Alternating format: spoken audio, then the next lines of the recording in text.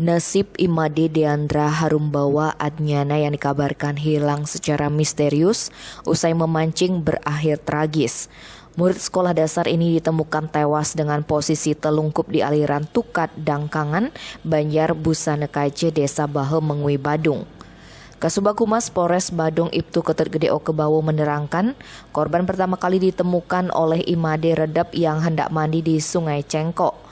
Ia terkejut melihat ada mayat anak laki-laki mengambang di sungai dengan posisi telungkup. Mengingat ada kabar anak hilang, dia langsung menghubungi pihak keluarga korban, kemudian dilaporkan ke polisian.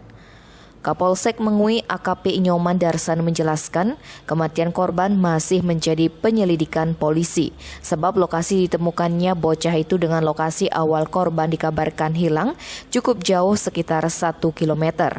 Penyebab kematian Deandra diduga bukan karena hanyut sebab korban ditemukan di hulu sungai. Selain itu hasil pemeriksaan sementara menurut Darsana tidak ditemukan adanya tanda-tanda kekerasan di tubuh korban. Tim Bali Express melaporkan.